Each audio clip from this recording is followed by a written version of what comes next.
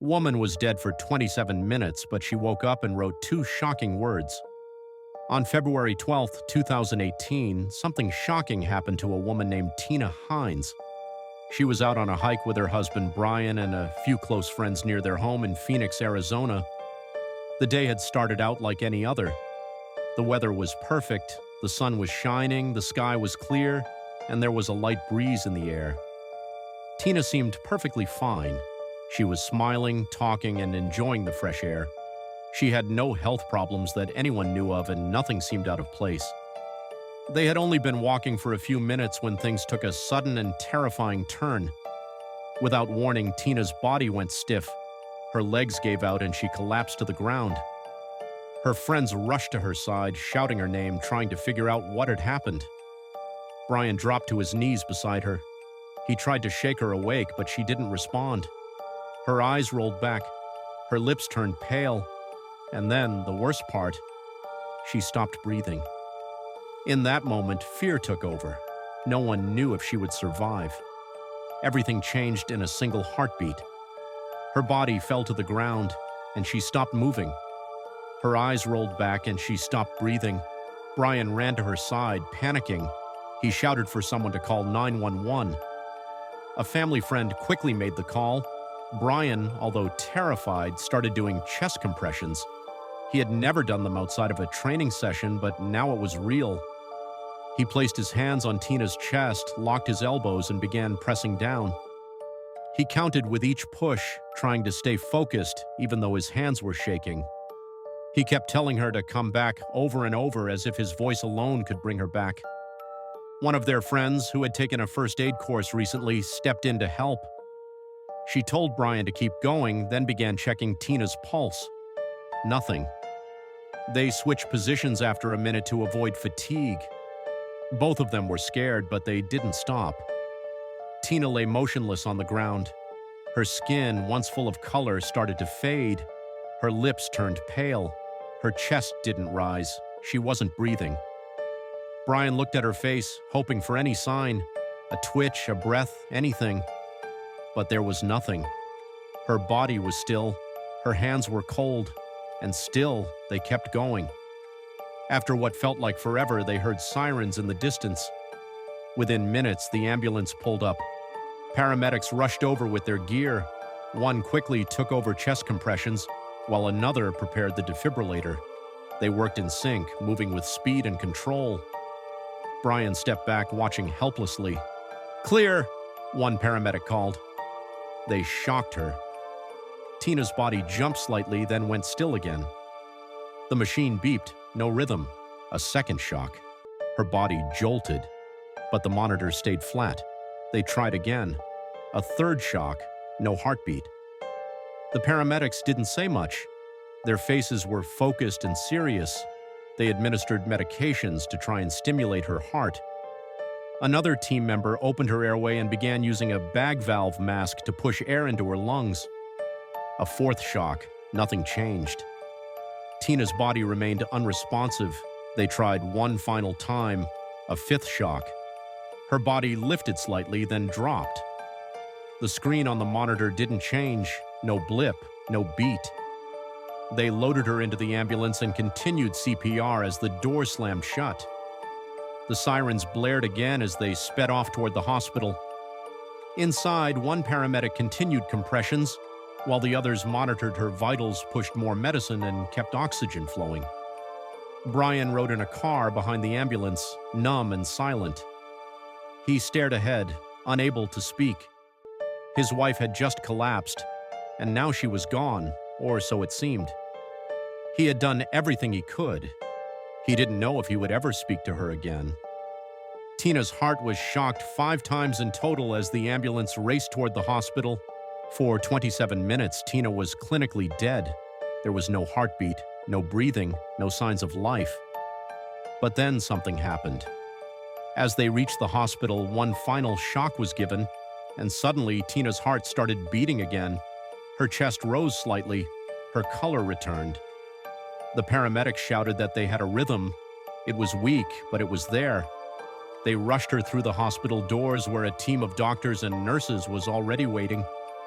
The medical staff moved fast. They took over the emergency care, attaching wires and machines. A nurse checked her pulse while another adjusted the oxygen mask.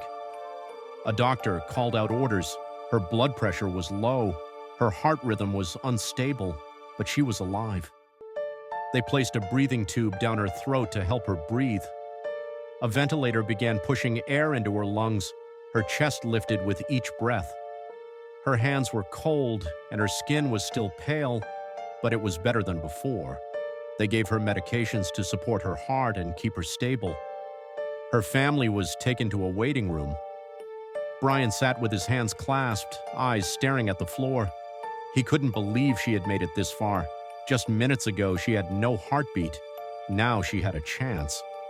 Tina was moved to the intensive care unit. Monitors surrounded her. Her heartbeat echoed through the room in soft beeps. A nurse checked on her every few minutes, watching for any signs of change. The hours passed slowly. Her body was still, but machines kept her going. Then, sometime later, Tina's fingers twitched.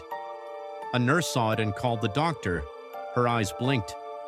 It wasn't much, but it was something. They lowered the sedation slowly, carefully watching her response. When Tina opened her eyes, she could not speak. Her throat was sore from the breathing tube, but her eyes were wide and alert. She blinked several times, looking around the room as if trying to understand where she was. The nurse stepped closer and called her name. Tina's gaze followed the sound. She seemed to be aware. She looked at the nurse, then at the wires and tubes connected to her body. She seemed confused, but not afraid. Her hands moved slowly.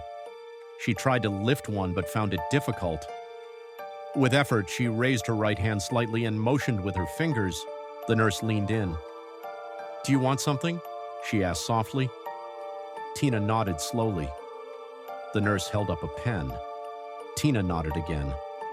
A notepad was placed in front of her. Her hand trembled as she reached for it. Holding the pen weakly between her fingers, she began to write. Each letter came out uneven but clear enough to read. Slowly, with effort, she wrote 2 words. "It's real." The room fell silent. Everyone stared at the paper. What did she mean? What was real? Brian looked at the nurse, confused. The nurse looked back at him, just as unsure. A doctor came in and asked what Tina had written. The words were shown to him and he stood still for a moment, reading them again. "It's real." Those 2 simple words were enough to make everyone pause. No one in the room spoke for a while. They were waiting for more, wondering what Tina had seen during those long minutes when her heart had stopped. After she gained enough strength to talk, Tina explained what she saw while she was unconscious. Her voice was weak, but her eyes were full of emotion. She said it didn't feel like a dream. It wasn't a memory or something imagined. It was more real than anything she had ever experienced. She could still feel it, still picture it clearly in her mind. She described a bright golden light that seemed to surround her. It wasn't harsh like sunlight, but soft and warm. It wrapped around her gently like a blanket. She said she felt pulled toward it, not with fear, but with peace.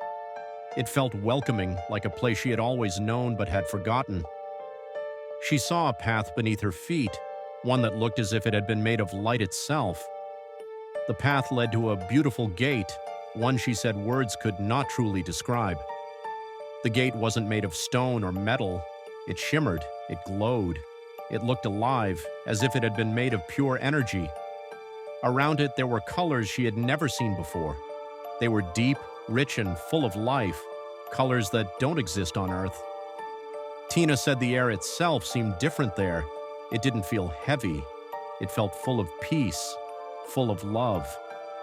She didn't hear sounds the way we do here, but she felt music, like it was part of the air around her, and then she saw him. Standing near the gate was a man. He wasn't introduced. He didn't say anything. But Tina said she just knew it was Jesus. He didn't need to speak. His presence alone was full of calm and love. She said she felt known and fully accepted in that moment, like all her worries and mistakes had disappeared. There was no pain, no confusion, no fear, only peace. A strong, deep peace that filled her completely. Tina said she wanted to stay.